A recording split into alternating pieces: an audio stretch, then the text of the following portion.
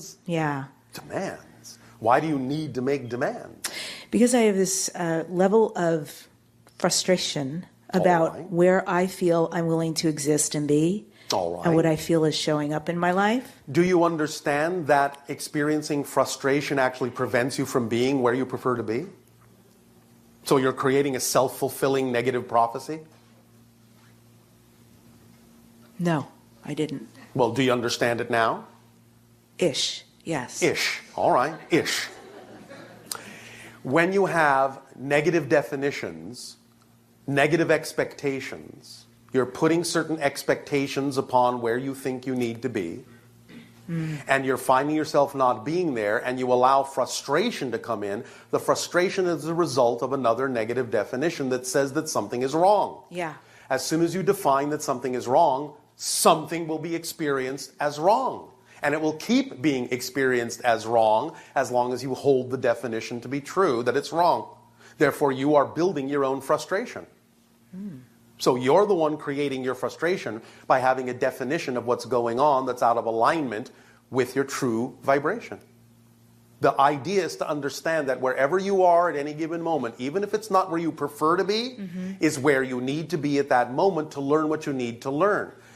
Even if it's only to learn that you don't prefer that moment. But you have to understand there's a big, big, big, big difference between neutrally recognizing that you don't prefer something and invalidating that thing with a negative definition.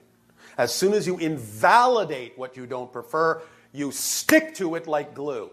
Wow. Because you're giving it undue attention. Yeah. You're giving it undue power. You're assigning more power to it than your definition of preference. And that's what keeps you in that self-perpetuating cycle of frustration, is defining what's going on as invalid. Because then all you're doing is invalidating yourself. Because you create and attract every experience for some reason. And if you invalidate the reason that you attracted the experience to yourself, you can't get out of that experience what it is you could be getting out of that experience in a positive way, because all you're doing is assigning it, filling it with negative vibrations. Therefore, its only possible opportunity is to provide you with more and more amplified negative experiences, because that's what you're funneling into it, is invalidation. So it will reflect invalidation back to you, and you will feel invalidated, and you will feel upset, and you will feel constricted, and you will feel frustrated, because you're invalidating yourself. Remember, physical reality is just a mirror. Just a mirror. And if you're seeing a frown in the reflection, you can't invalidate it, because you know the frown is coming from your own face. So you're invalidating your own state of being. Again, you can recognize, oh, well, I don't prefer that state, but I'm not going to invalidate it, because by seeing the frown in the mirror, I see that I'm not in the state I prefer to be in. So thank you, frown. I will now turn you upside down. And I will smile because that's what I prefer. And I don't care if you smile back, but you have shown me that smiling is what I prefer. So I will smile, and oh look, what a shock. The reflection is smiling back. Because it has no choice when you actually finally decide to smile at everything that happens, because you know it's going to serve you in a positive way, because you say so. If you're going to make demands, make the demand on yourself that you validate every single experience in your life, because you know it can serve double duty. And would you prefer it to serve you negatively, or would you prefer to serve you positively? Positively. Then demand of yourself that you always treat every situation in a positive way, and you will always get the positive experience without invalidating the one you don't prefer. Can you give me an example of that? Yes, I can. We have told this story before. The radio thief. Okay. Are you familiar with this? No. All right. A friend of the channel's is passionate about music. Passionate, passionate, passionate all day long. And is a musician. And one of the things that he loved to do was listen to music on the radio in his car while driving around your city.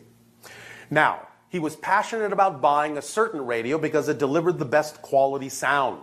But he didn't have enough money to buy that and saw no other way to get a hold of it. So, following the idea of acting on your highest excitement to the best of your ability, He bought the next radio down he could afford that was still representative of excitement, but it was representative of the excitement he could attain, he could act on, even though he could not get the one he initially really preferred. You follow me so far? Yes, I do. Now, he had that radio installed in his automobile, and 1 week later, a thief broke into the car, damaged the dashboard, stole the radio, and ran away.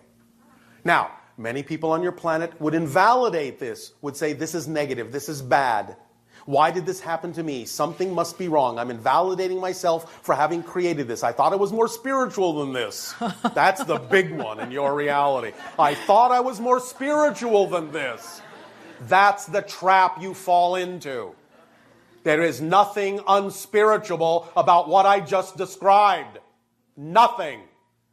And because this person knew that, they stayed in a positive state. They said, I don't know how this serves me, but it must, because I prefer that it does. I prefer that this serve me in a positive way. I have no idea how this is going to serve me, but I know that it must. So by staying in that state, they went about the typical business that you do on your planet, reported the theft to the insurance company, got reimbursed for the radio, and also got money to repair the dashboard where the damage was done. Chose a particular auto repair shop, went to the auto repair shop. The auto repair person looked at the damage and said, you know, it looks bad, but it really isn't that bad. I can repair that in a jiffy. And did so quickly, they didn't even charge the person for it. And now the person is standing there going, I have the money to replace the radio I had bought, but I still have the money that I was going to use to repair the car that now I don't need to spend that way. And when they took both amounts and put them together to the penny, it was exactly the amount that they needed to buy the original radio they were originally passionate about. That's how it works when you allow it to. If he had gone into the negative vibration, oh, this is terrible, I thought it was more spiritual than this is negative, this is bad, I invalidate this, then he probably would not necessarily have gotten the same amount of money from the insurance company. He might have gone to an auto repair shop that would have charged him double for doing something that someone else could do for free. You understand? He would have attracted like vibration to like vibration, and would have had a negative experience because he put a negative meaning to it, but he didn't. Put the positive meaning to it, and even though he couldn't fathom how it was going to serve him, it did. And it didn't matter what the thief's intention was. Didn't matter that the thief might have been coming from negative fear-based scenarios of being deprived and thinking that that thief had to steal in order to have, in order to feel powerful. Didn't matter what the thief's agenda was, because it didn't affect the reality of this person who stayed in the positive state. Is that a good enough example for you? That was a gift. Thank you. And so are you. Don't forget that. Don't forget that. Everything that happens in your life is a gift. And if you treat it that way, you'll experience it that way and spend the rest of your life unwrapping presents.